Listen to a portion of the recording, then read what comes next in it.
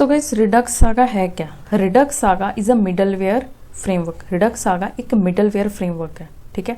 Redux saga is a library that aims to make application side effects. अब इसका क्या मतलब है? साइड इफेक्ट्स में आता क्या? That is asynchronous things like data fetching, impure things, accessing the browser cache. Data fetching हम सभी को पता है, जब डेटा फेचिंग की बात आती है तो मतलब कि एपीआई कॉल की बात हो रही है, ठीक है।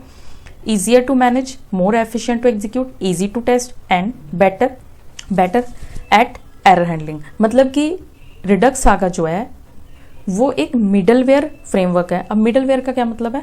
मिडलवेयर का मतलब कि ये है जो कि एप्लीकेशन के साइड इफेक्ट्स को मैनेज करने में यूज होता है। अब वो साइड इफेक्ट्स कौन कौन से हैं? जैसे असिंक्रोनस एपीआई कॉल्स जो होती हैं, डेटा की कैशिंग होती है, फेलियर्स जो होता है, और इजी टू टेस्ट भी है, ये इजी टू मैनेजमेंट भी है, और काफ़ी हद तक मोर एफिशिएंट भी है एग्जीक्यूशन के लिए।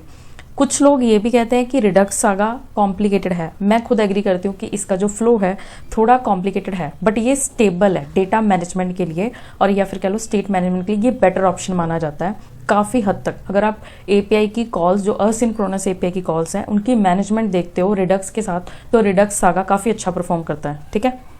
अब एक इमेज के थ्रू हम समझने की कोशिश करते हैं कि रिडक्स सागा काम करता कैसे। तो ये तो था जी हमारा रिडक्स का फुल फ्लो कि रिडक्स ऐसे काम करता है। रिडक्स सागा जो काम करता है वो रिडक्स के साथ ही करता है।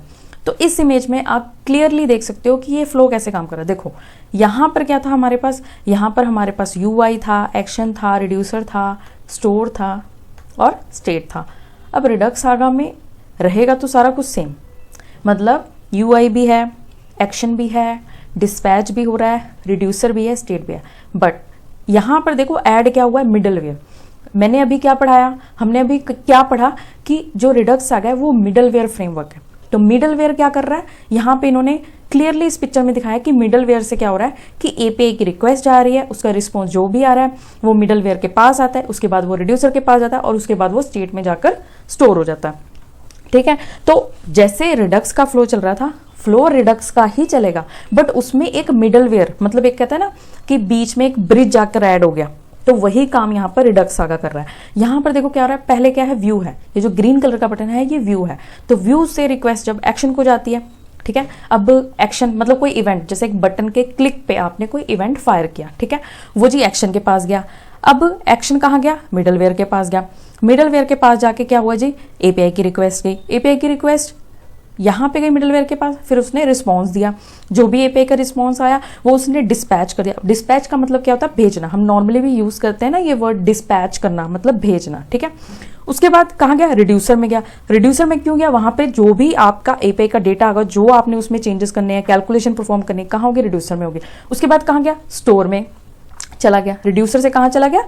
स्टोर में चला गया। उसके बाद वो कहाँ गया? यूआई के पास चला गया। तो चल फ्लो रिडक्स का ही रहा है, बट रिडक्स सागा ने क्या किया? एक मिडलवेयर ऐड कर दिया, ठीक है जी। चलो, तो मतलब हमें रिडक्स भी पता लग गया, रिडक्स सागा भी पता लग गया। अब हम देखते हैं नेक्स्ट एप्लीकेशन में कि इसका सेटअप कैसे होता है। इसका फुल फ्लेज सेटअप हम देखेंगे। तो नेक्स्ट वीडियो में हम मिलते हैं इसके सेटअप के साथ।